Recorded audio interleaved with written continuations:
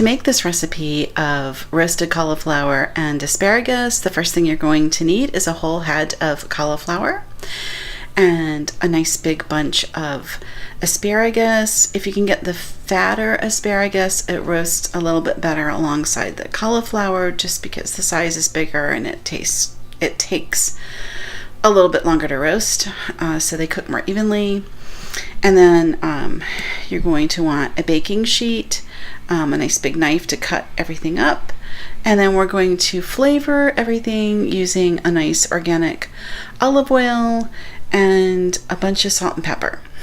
And that's it. That's all it takes to make this really wonderful roasted dish. And we're going to set our oven to 425 Fahrenheit and roast about 30 minutes. Okay, so the first thing is we're going to clean up and trim our vegetables down. For the asparagus, you want to take off the ends. So like this little weird stalky end, you want to cut that off.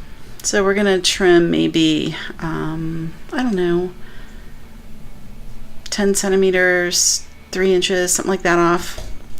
And then for your cauliflower, what you want to do is you want to remove all of this green stuff and get underneath, and we're going to cut this into bits. And I'm going to go ahead and just do that, and I'm going to place it over here onto the baking mat, and then I'll let you watch me as I season so you can see how easy this is. And once you've made your own roasted cauliflower, you're going to be hooked. I'm just going to tell you right now, you're going to love this. Okay, I'll be right back.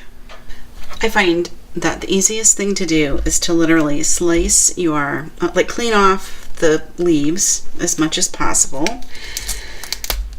Rinse it off, do it in the sink, rinse it off, remove the leaves as much as you can, and then holding your cauliflower up like this, go ahead and just slice it right down the middle.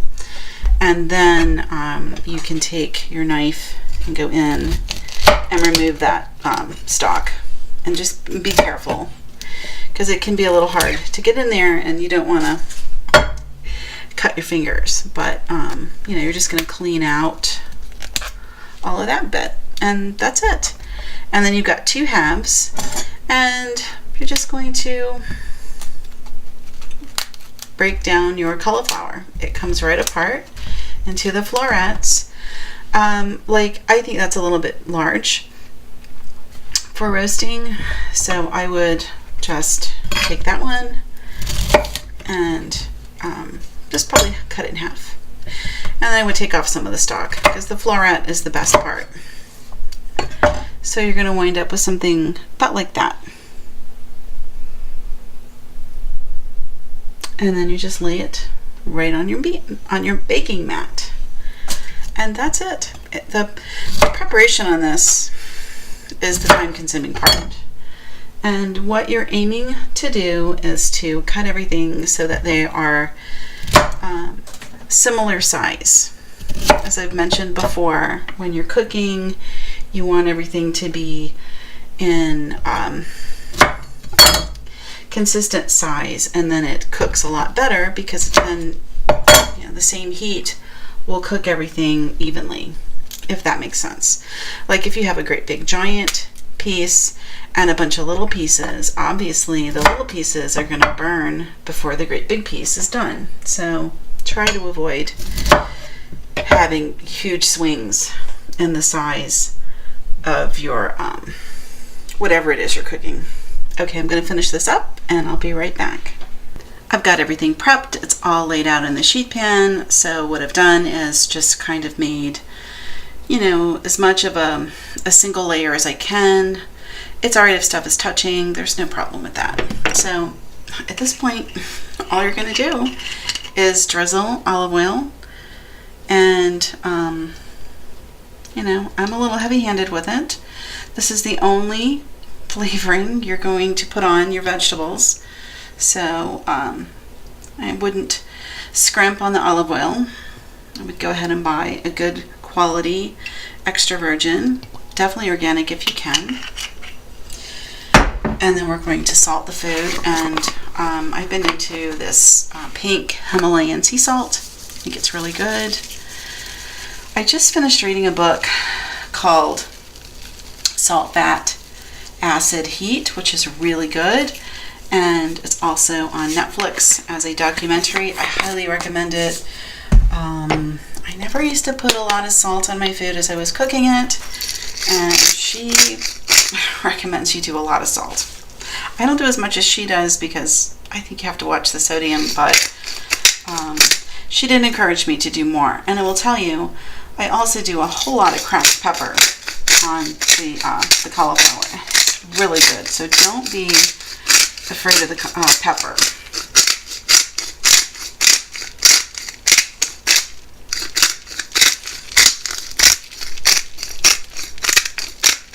Make sure everything's got seasoning. Okay, and that's it. If you wanted to, if you like spice, you could put some red pepper on it. I'm not going to put red pepper. This is perfect for me. I'll give you another closer up picture of it so you can really see it. But we're just going to pop it like this into the oven. I'm going to put it on the middle rack, and we're going to run it about 30 minutes. I want you to have a better look at how it looks on the pan before baking. You can see everything's got a little bit of oil on it. It's not evenly distributed. You're just going to drizzle it on, and then add your salt and pepper. That's it. This is like the easiest thing you will ever make, and it's so darn good. Okay, let's put it in the oven. All right, I just removed this from the oven. It's steaming hot, and I wound up going 45 minutes. And the way that you know it's done is that you start to see the little brown crispy looking edges on your cauliflower. So it's browned. It's also very tender. Like your fork just goes right in and it just falls apart. It's so good. We'll try it in a minute. And then the asparagus, when you test it, your fork just goes right through. You might have a little initial resistance from the outer skin, but it's very soft. And that's how you know it's done. And it looks so good. Let me get a piece to show you.